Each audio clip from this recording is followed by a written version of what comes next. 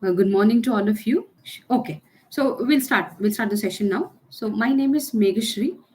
I am a 2017 batch IAS officer, and currently I'm posted as District Collector Wayanad of Kerala District.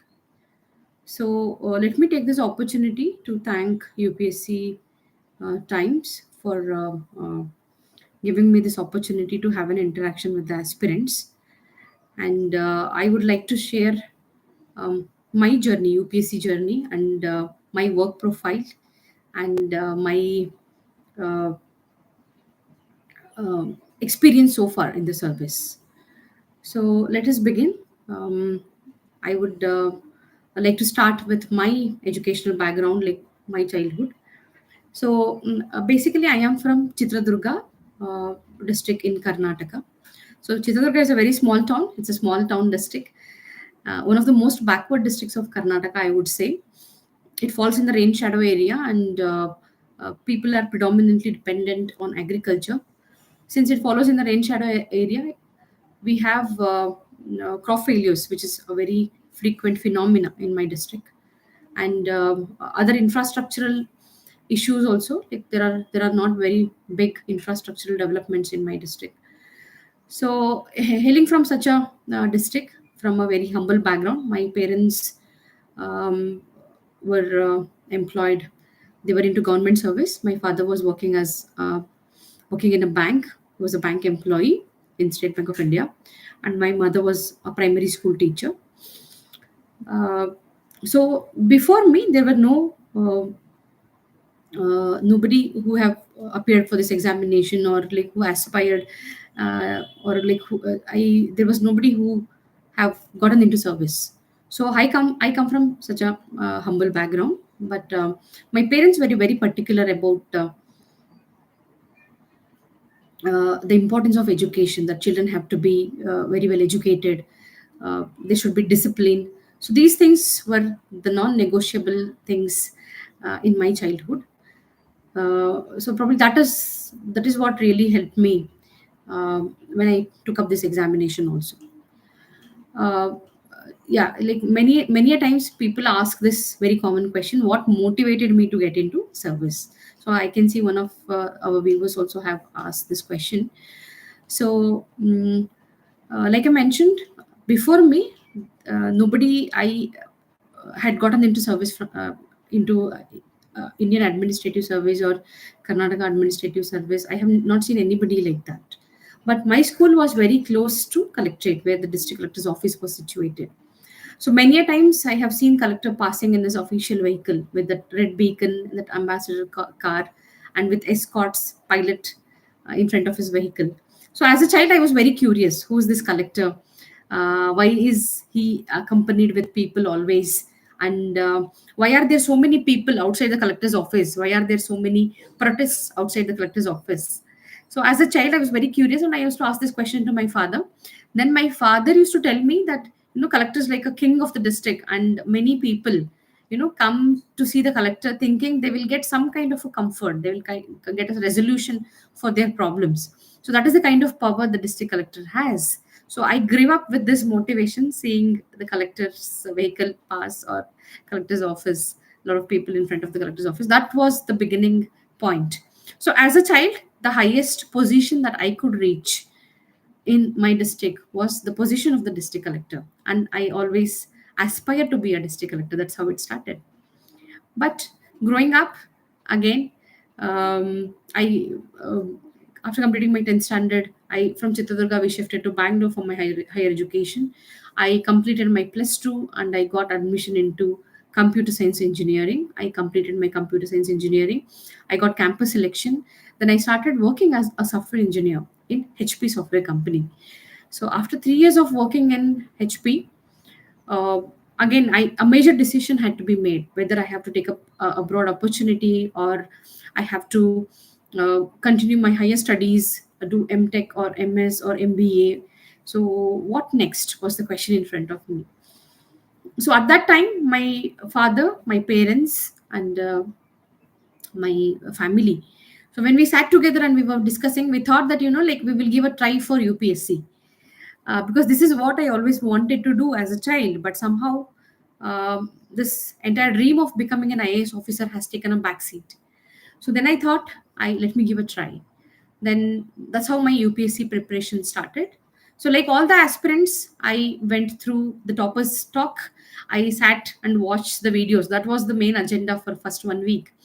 So I appeared in 2016. So 2015, Artika Shukla, Tina Dabi, then Gaurav Agarwal, the previous year toppers. So I went through all their videos. So just like that, a person does not become a topper. There will be something that sets him apart from the crowd. So what is that they have done? So there is no requirement of reinventing the wheel.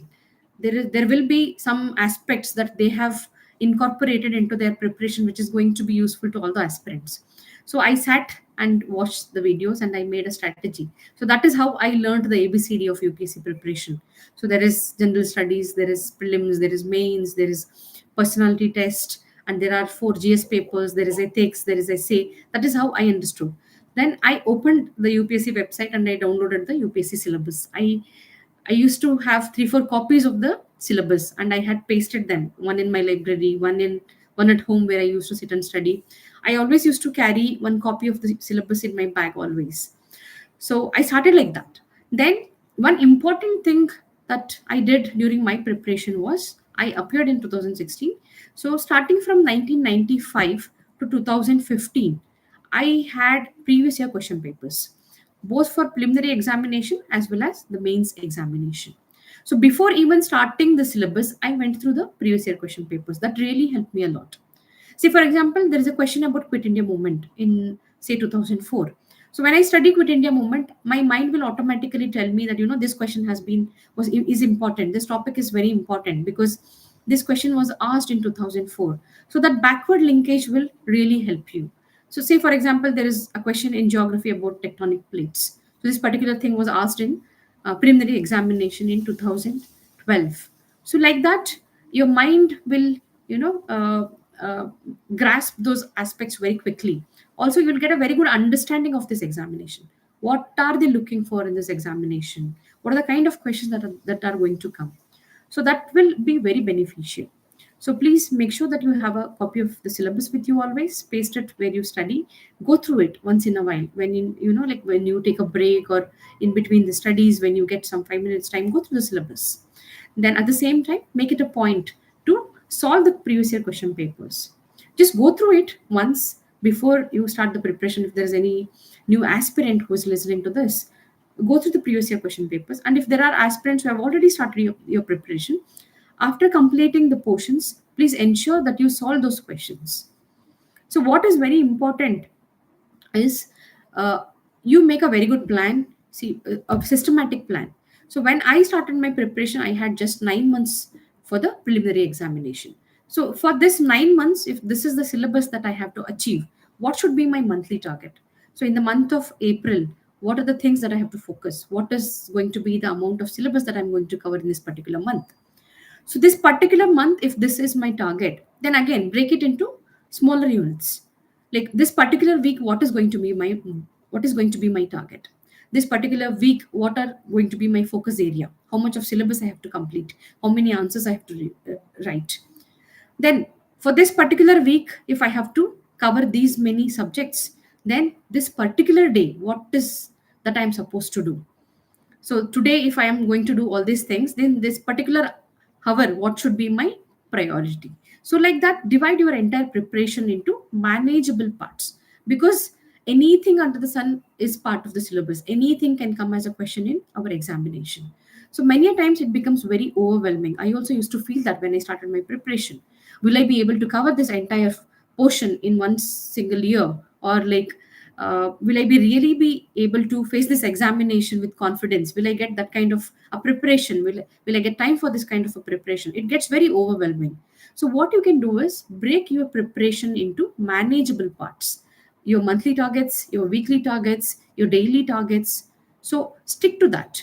And even if you make a very meticulous plan, trust me, you will not be able to achieve 100% of it. 100% you cannot do justice to it. What you can do is 60 to 80% on an average, not below 60%, but 60 to 80% if you're able to achieve on a very good day, when your focus is very high, when your concentration is very high, when you're in very good spirits, you'll be able to achieve 80 to 90%. But rest of the days, even if you're able to achieve 60% of your plan, it is going to be a big success, and it makes a lot of difference. Having a systematic structured plan adds a lot of benefits to your entire preparation. And second thing is, try to prepare in a small group, a group of 4 or 5 like minded people who can sit together and discuss. So I used to prepare with two of my friends, Naina and Adarsh. So my weak points were world history. I am a science student, I'm a science graduate. I took up computer science engineering also. So this politics, world history, geography were my weaker points. Whereas my friends were very comfortable with those subjects. So that times group discussions really helped me. So in my examination also, I used to think that, yes, Nayana used to had spoken about this during our discussion. This particular point had come up, so that was very easy for me to grasp. So if possible, try to study in a small group and try to discuss among yourself. And another important aspect that sets serious aspirants apart from rest is practice. So, whatever you read today, you should be in a position to recall, revise, and at the same time, you should be testing yourself. So, one particular topic, if I have studied, uh, how much of an understanding do you have? How much of the subject have you understood? And the second thing, are you able to reproduce this, be it in objective form or in subjective form? Are you able to give right answers to this particular topic? So, testing yourself is very important. So, what really helped me was I had enrolled into a test series. I had taken 32 preliminary tests and 16 tests for mains preparation. So, every test, this particular subject will be, syllabus will be given to us.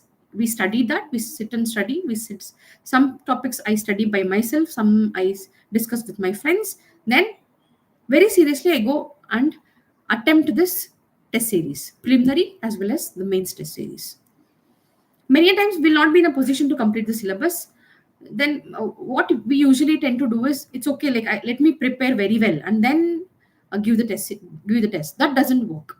Even if you prepare, sit and prepare for 5 years, you will not be able to complete the entire syllabus. So because the uh, magnitude of the examination, the magnitude of the syllabus is so big, anything under the sun can be put up in the form of a question. So, with whatever preparation you have, please go write the test series very seriously. In that setup, you have to sit and practice. So, coming back to my preparation, in the very first mains test, out of 250, I had secured only 34 marks. But by the time I completed my 9 months of preparation, I was very comfortable and I was able to answer any question, because every single day I made it a point to write answers in my books. So keep books specifically for GS1, GS2, GS3, GS4, your ethics and essay writing. So maintain separate books for your optional subject also. These are not your notes. These are only answer writing practice books. Please make sure that you write one single answer in each of these books, in your GS 1, 2, 3, 4, in your optional subjects. So per day you have to write 6 answers.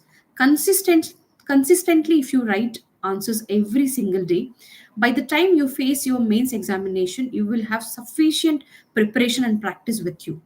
So, if you do this, by the time you appear for this examination, any question that is thrown at you, you will be able to give a very nice introduction, a body, and then connect it to the current topics and then conclude it beautifully. So, what sets apart serious aspirants is, many people just buy a lot of material that is available in the market. They read the material, they discuss with them, but they never make it a point to put a pen on the paper and write down. Unless you write it down, you can never be certain that you'll be able to write it in the mains examination also, because mains examination is going to be very stressful.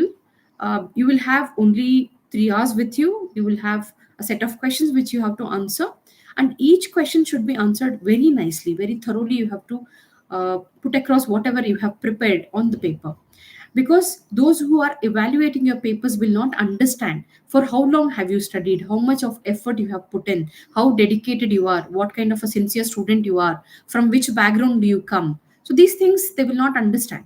What they will see is how beautifully you have written your answers, whether you're applying your mind, whether you are able to answer putting in multidimensional approach, whether you are able to think from different angles and put those things on the paper. These are the things that are going to matter.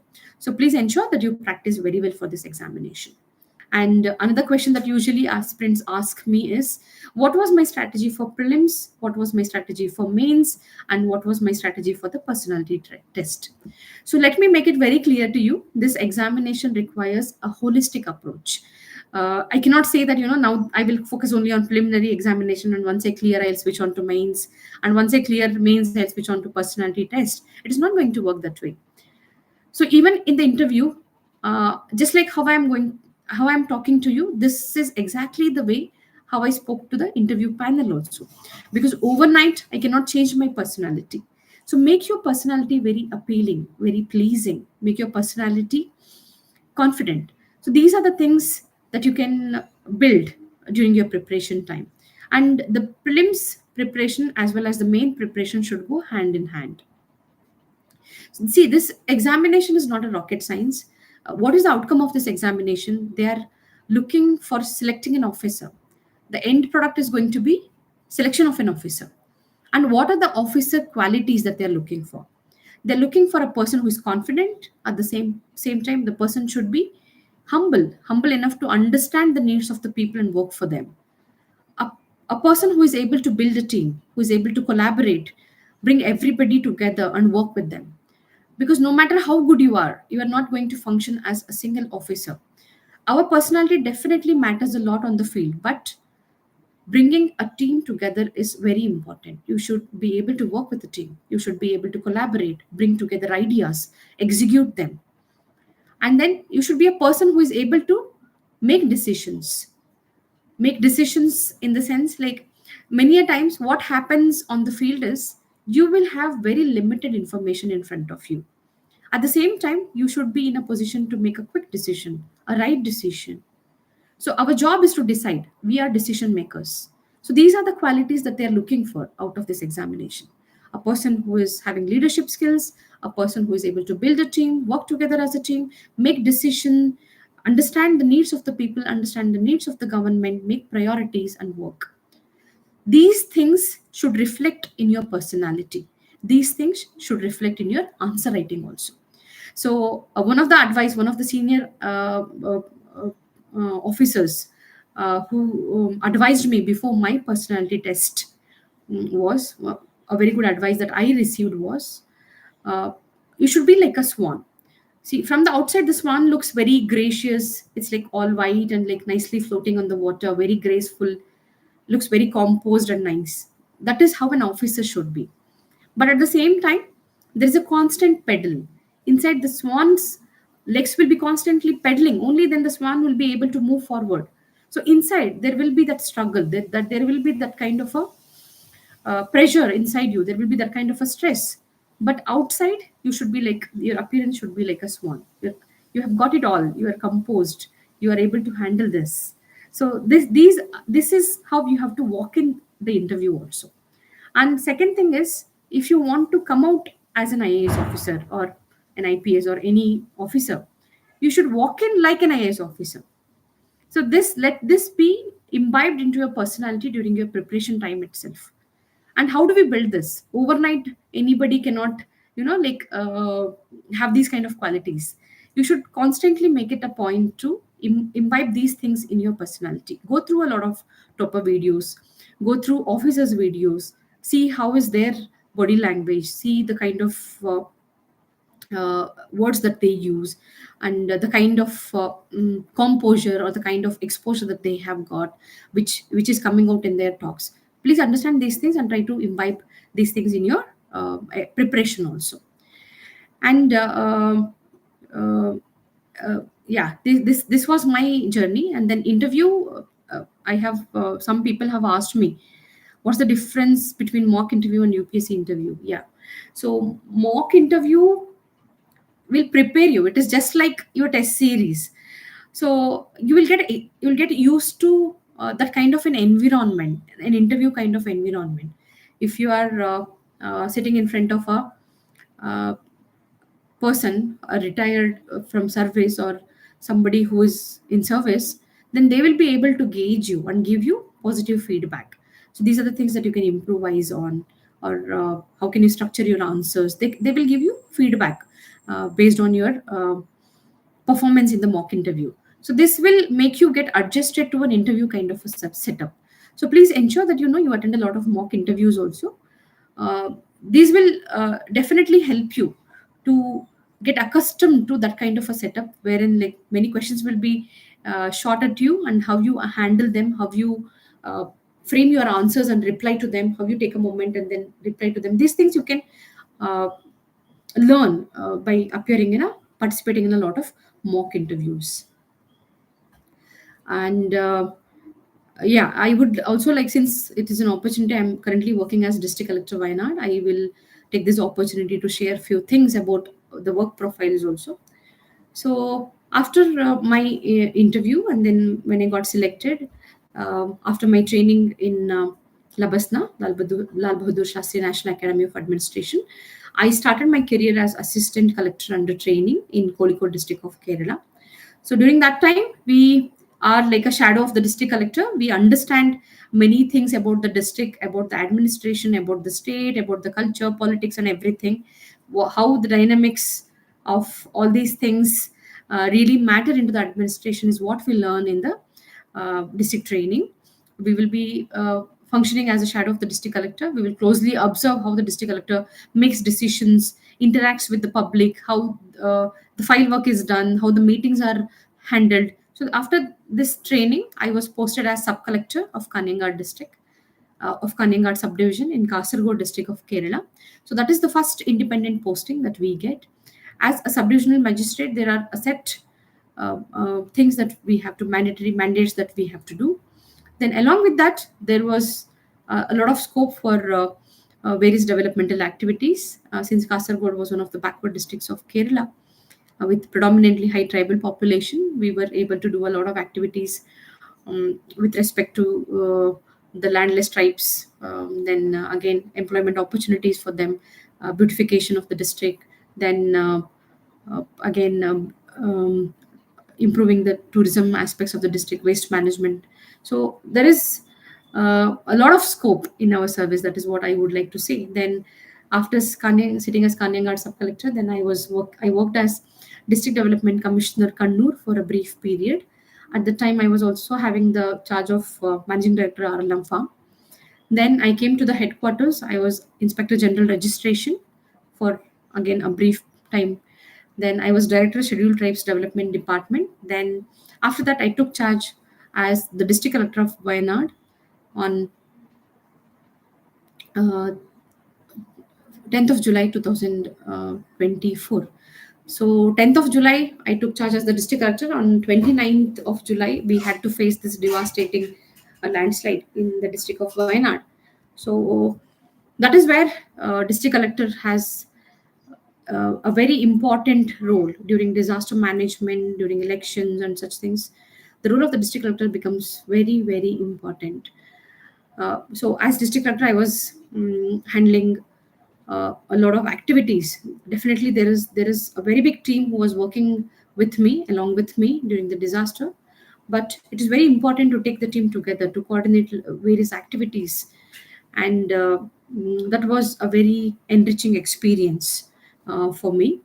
So so far, when I look back and think, like from uh, working as a software engineer for 3 years to having this kind of an experience in Indian administrative service, working across various profiles, so it has been very, very enriching. And I'm really grateful, and like for getting this kind of an opportunity to work in the service, because the kind of exposure that we get, the kind of challenges that we face on a daily basis, uh, really adds up to the personality. We get to learn a lot of things on a very daily basis. So the preparation or the learning does not stop at the stage of an aspirant. Even after that, every single day, a lot of challenges we have to face, a lot of new learning experiences we will have. So both professionally and personally, there is a lot of scope for growth and personality development in this sector. And our biggest strength is the kind of exposures that we get. So when I look at my work profile, starting from assistant collector, I have worked in a lot of profiles as district development commissioner, as managing director in a big farm, Arlam Farms, which is 10,000 hectares farm. So agriculture, then forest rights, then tribal rights, then inspector general registration. So it's like we uh, work in various profiles that really adds value to the kind of work that we do. Then I see, um, ma'am, I'm getting 40 marks in full length test, but I'm comfortable in. So is it okay I do something else? What mistakes did you make? So I see a lot of questions in the chat box. What was my essay strategy? Yeah. So my essay strategy was, see, you'll have to write two essays, pick up two different kind of topics. See, some people will be very comfortable writing scientific kind of a question. Some people will be very comfortable writing um, philosophical kind of questions. So, what I did was I picked up one question wherein a scientific approach was required, and another essay where a philosophical approach is required. So, the person who evaluates your paper will understand that this person is capable of answering both the kind of questions. So that is what I did, and once in every 15 days, I used to sit and write an essay. Then I used to get it evaluated from my mentors.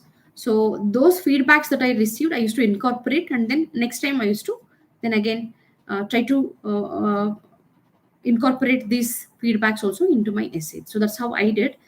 Then before writing an essay, please brainstorm, sit and brainstorm. I used to use the last page for this one, coming up with a mind map, brainstorm, and then try to handle the question from various aspects, from the economical aspect, from the social aspect, and cultural aspect, or if there are like many other things, political angle. So think from as many perspectives as possible. Then I used to write it like a story. So I will start with the story, then like build up my essay, then end it with a story. So my final year essay, there was a question about women empowerment. What is the role of women empowerment in rural India? So something like that was the question. So how I started with this one. There was a story of two women. So one woman who is educated and who is responsible of taking decisions for her family, and then another woman who is not educated, who is not empowered, who is not in a position to take any decision in the family. And so how these two women raise their children. So the first lady, who is educated and slightly better off and is able to take a decision in the family, the kind of nutritional choices she made, this kind of choices she made to educate her children. So they really had an impact, and the children who are the future of the nation, they were brought up in a very beautiful way.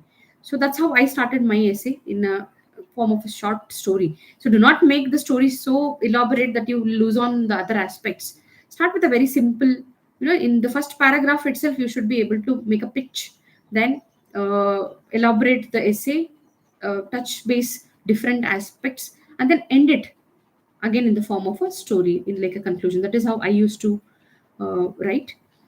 Then like I see a lot of questions like about the preparation, the interview preparation, mock tests, and all those things. See, one thing that I would like to mention here is, uh, every year there are 180 officers who come out of this examination. So there are 180 strategies. There are 180 different ways of succeeding in this examination. This is what you have to understand.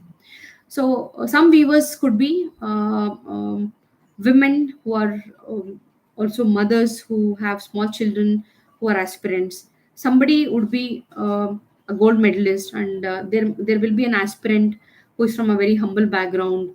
And see, like there are a lot of kind of people who appear for this examination. So what works for me might not work for you. What works for your friend might not work for you. You have to understand what are your strengths, what are your weakness, how much of time do you have, how much of time you can take out for this preparation. So based on that, come up with a beautiful strategy that works for you. So there are 180 ways of clearing this examination every year, every single year. This only with respect to IAS. There are other services also, and there are other aspirants also who have cracked this examination. So understand from the toppers, understand from people who have cracked this examination, but at the same time, make a strategy for yourself. What works best for you? That is what is important. Yeah. So, like another thing that I would like to share with you was U in UPSC stands for uncertainty. So it is very important to have a plan B.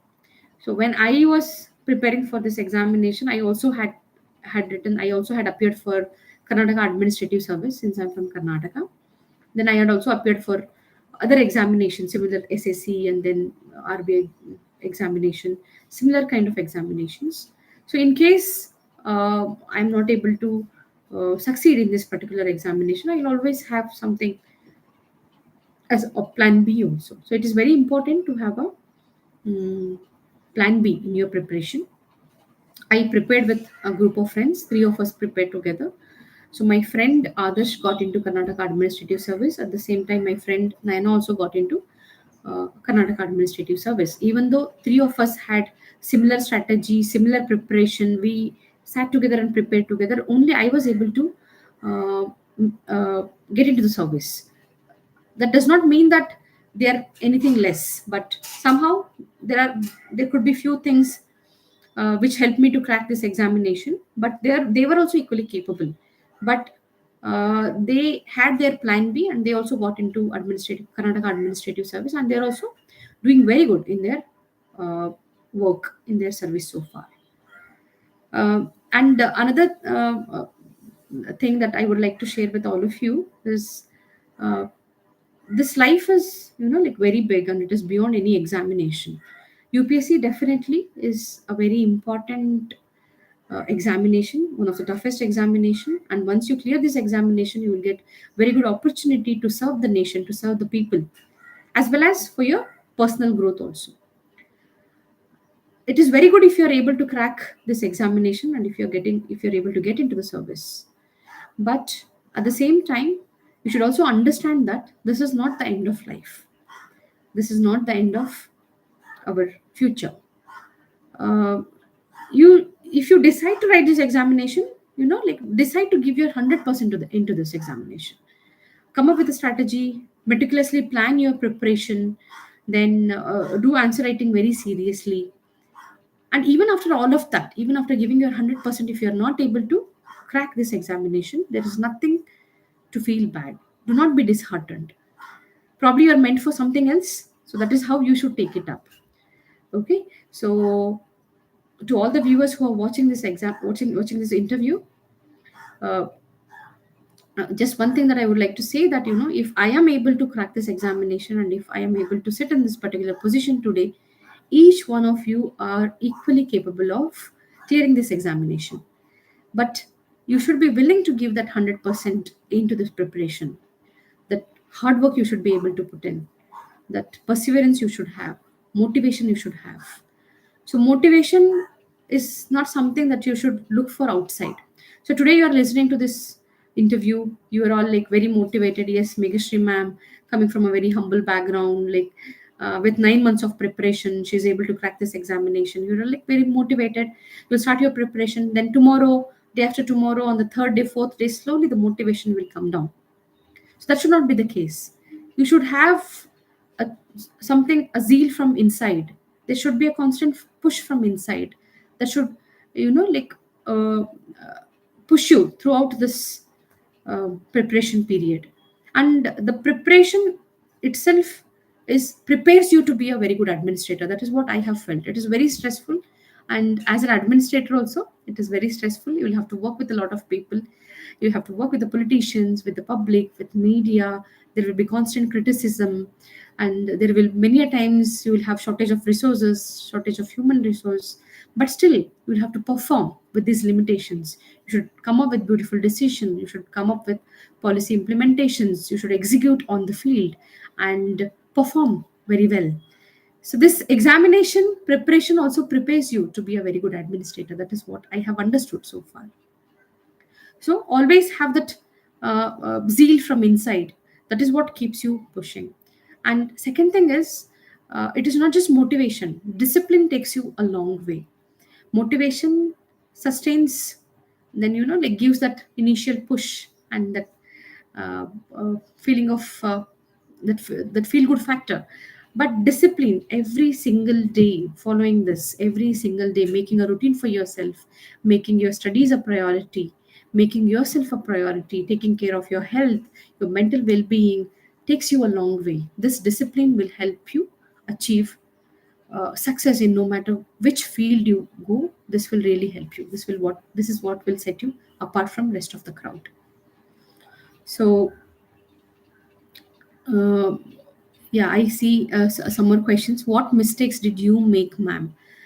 um, I did not get my answers evaluated very frequently. I got them evaluated only few times. I wish I had, got them evaluated very frequently and I had taken feedback. So that is one thing. And um, second second question that I see is how to maintain consistency in studies. See, that's what I was telling you. Discipline is what is required. It is not just motivation from talks or from inside. You should be consistently. You should practice every single day. So that should come from inside. That you should make part of your personality. Yeah.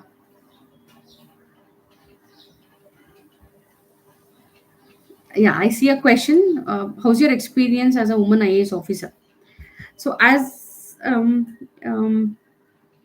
yeah, like I mentioned, uh, after getting into the service, it's a very responsible position. It is a very important position that we handle. So it requires a lot of dedication. It requires a lot of your efforts to get the results on the field. But at the same time, as a woman, you have, be it a woman or a man, you have other roles also, other roles and responsibilities. As a father or as a mother, as a husband, as a wife, there are a lot of things that I am. It is not just an IAS officer. I am also a woman. I am a mother of two children. I am a wife, a daughter, a daughter-in-law, a sister, and various other um, roles that I have to perform. So uh, it is very important that, you prioritize um, at that particular time what is required. We have to understand what are the priorities and we have to work based on the priorities. Sometimes I will have to take a break and ensure that, my children and my family is comfortable, but at the same time, ensure that, the official functions are also progressing well. So that kind of a balance is very important. And also many a times, juggling these roles, we our own self takes a back seat. So our health is also very important. Only when we are healthy and we are in a good state of mind, when we are physically fit, we are able to handle all these things. So that balance is very important. So ensure that, like, when during your preparation time also, take out time, have a hobby, and then spend some time with your friends, engage in meaningful conversations, uh, engage with good set of friends. Try to find some time for yourself.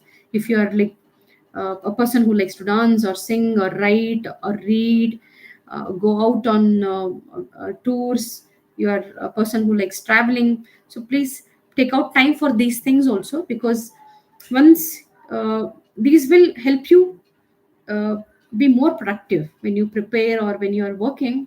This breaks on this kind of a quality time with your loved ones will help you perform better on the field. What are the challenges that a woman IAS officer face? Yeah, uh, it's I am sitting in a very important position now. I am currently posted as the district collector of Wayanad. So, as a woman officer, mm, like I mentioned, juggling these responsibilities and ensuring that you're performing to your optimal strength at office, managing that is very challenging. And second thing is, since it's a patriarchal society, many a times men are not used to taking orders from women, so they find it difficult. Initially, at least, there will be this kind of an inertia that small young IAS officer is sitting there on top of everybody. So many times people find it difficult to take orders, but we have to put our foot down. It is not just me. It is not a woman or a man or Meghashree or anybody sitting there. It is the position. It's the official position. So we have to put our stand, and we have to ensure that the work is progressing well, and the work is being done on the field. So this is one thing. And what are the works and responsibility of an IAS officer? Yeah. So when you just look at my work profile, I have sat in different kind of positions. With I have my from 2017 I'm a 2017 batch officer. So from 2017 to 2025, there are a lot of portfolios that I have held. So a little bit of agriculture, a little bit of tribal rights, then again land revenue. So there are a lot of things that we study, a lot of things that we uh, a lot of positions that in which we perform. And then there are a lot of field postings also. As in the field, you are expected to uh, implement the policies, implement the various programs of the government. And so as an IAS officer, you have to work with the team, you have to build a team and ensure that the government's policies are implemented on the field. So even the last person who is there without any bargaining power, even he should get what is due. That you have to ensure. So that is a very challenging kind of an environment. Many a times we say that like when we see in the movies, a person comes to the chamber of the district collector and then like overnight his life changes. It does not work that way on the field. We have to work within the framework of the rules. We have to work within the framework of the existing policies. So even though we have scope for discretion, even the scope is well within the ambit of these policies and then the rules and the frameworks that are set in. So working with all these things is a very challenge. At the same time, there is a lot that you can do on the field. A good officer can come up with a lot of innovations, can come up with a lot of innovative ways of implementing these policies on the field. Uh, and what I feel is, see, there are a lot of policies that the government comes up with. There are a lot of schemes that are already there. If you're able to implement them very well on the field, that itself is a success. So after taking charge as district collector, along with implementation of the existing schemes and policies, uh, one major challenge that I had to face was the devastating landslides of Wayanad. Of course, the Indian Army, and then Indian Navy, everybody came to the rescue, and a lot of special officers were posted for this, for handling the disaster. An entire team was set apart to handle the disaster. But again, the role of the district collector is also very, very important at the time of a disaster. We have to be in the forefront, we have to work with all of them, and we have to take the confidence of the local people. The disaster affected people have to be taken care, camps have to be set up, health facilities have to be set up for them. They have undergone a trauma, so psychosocial support has to be ensured for them. Then post disaster, Immediately a safe place has to be identified for them, a temporary rehabilitation has to be set up, and then permanent rehabilitation has to set up, the educational assistance has to be provided, livelihood assistance has to be provided. So we have to take care that there is no further disaster, because at that time when the landslides occurred, there was very heavy rainfall, and we were susceptible to further disasters also in the district. So Wayanad being a very small district with limited infrastructure facilities, the existing health infrastructure facilities were very less. Any kind of help was 3 hours away. The neighboring district in Kerala is Kozhikode, it's 3 hours away. So getting help from there, managing all these things, managing ambulances, heavy machineries, everything was a very big challenge that I had to handle with my team. So almost for the first 3 months, all of us, my entire team has slept, has worked without any sleep or without any rest. So we used to take like 3 4 hours rest in a day and then again get back to work. And then again, election times. Immediately after the disaster, we had to face the by-elections, where the Honorable MP Priyanka Gandhi contested. It was a very high-profile elections, which in the entire nation was watching. So the by-elections, during election, again the collector has to take the forefront as the returning officer as well as the district election officer. There are a lot of responsibilities that are entrusted with the district collector for the conduct of a fair elections. So that we had to manage. Then again, Wayanad being an aspirational district, the only aspirational district of Kerala, and a district with a predominantly high tribal population, there are a lot of challenges on the field. Uh, when it comes to the tribal population, they have very limited health infrastructure. Then educational prospects are very limited. So there are a lot of things that we have to do. Also, there are a lot of land issues in Wayanad district. There are very serious land issues that a district collector has to take care. Then there is no just one particular thing. So collector is like the entry point for the district, and the buck stops with the district collector. So that is how it is seen. So there are a lot of departments. There are a lot of line departments: education department, health department, social justice, women and child. So there are a lot of departments that work in the district, and collector has a very important role in each of these departments in ensuring that these schemes and policies of the governments are very well executed on the field. um, then again, after taking charge, I started a lot of innovative programs also in the district. So every Wednesday we have a good morning collector program, wherein college students and school students come to the district collector's chamber. We have a informal kind of a setup where ideas are exchanged. They engage in dialogue with the district collector. So this is just to send a message that district collector is not a person who is an alien who comes from a different world or something. Collector is also a normal human being like you, and just to send a message that no matter what children uh, aspire for, definitely they will also be able to reach that position. Not everybody wants to be a district collector. Definitely we do not require those many IAS officers also. Only 180 IAS officers are required every single year. But at the same time, we require a lot of good people in other streams. We require good scientists, doctors, engineers, painters, artists, etc. So no matter which field, what is their ambition, they can definitely succeed. To send that message, we have students coming over every Wednesday morning, and that program has been very successful.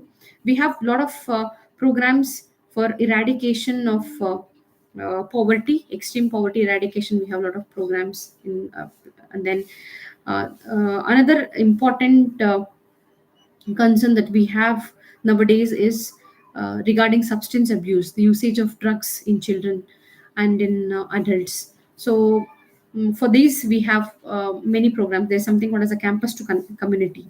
So, wherein students in the campus engage with a lot of community oriented works.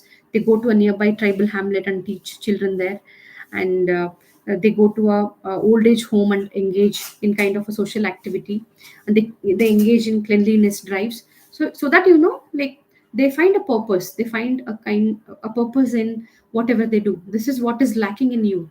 A kind of sense of purposeness is missing. So we started campus to community to bridge that gap. Then again, There are tribal hamlets. Wayanad is a predominantly high uh, tribal populated district. So in tribal hamlets, we have community study centers. So we started capacity building of these community centers. We started setting up libraries. We made an assessment of the infrastructural gaps, and with the help of the CSR support and the existing policies, we are able to uh, fill in these gaps also. Then again, next thing that I did was, um, um, we came up with a gap analysis of the Anganawadis, existing Anganawadis. Anganawadis are again a very important major uh, important system functioning unit in the districts, because if the early childhood interventions are very important. At the same time, adolescent women, adolescent girls, pregnant and lactating mothers, so the entire spectrum of nutrition and early intervention, if it is taken care, then the next generation will be healthy. So we again did an assessment of the existing Anganwadis, and infrastructure bridges were brought in there also. So like that, many innovative projects also we are able to do.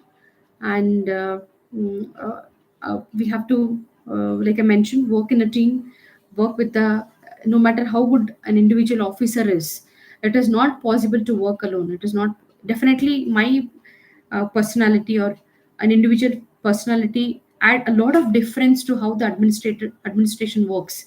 But at the same time, it is very important to work together as a team, and then empower the team under you, your team members, to deliver their best. Then I see, mm, yeah. So we will conclude the session. So my before I conclude the session, I would like to thank UPSC Time for this opportunity. Also, my message to all the viewers, all the aspirants, um, please believe in yourself, believe in your strengths, in your capabilities, have a clear cut strategy, and you all of you have decided to appear for this examination. So once you have decided, your individual journey will be different. What is my journey is very different from another person. So please understand that, uh, there are a lot of people who come from diverse background who are able to crack this examination. There's no one set strategy, or there's no one set group of people who clear this examination. So if I am able to clear this examination, each one of you, each individual who is listening to this is equally capable of clearing this examination. Only thing is, uh, have the courage, have the faith in yourself. At the same time, put your 100%, come up with a strategy, be disciplined, be focused, be disciplined in your approach towards this examination. So I wish all the viewers a very best. Not just this, not just in your preparation, no matter which field you go in future, which position you reach in future, always make it a point to give back to the society, give back to the community from where you uh, have come. So together, let us all work to make this world a better place to be. Thank you so much.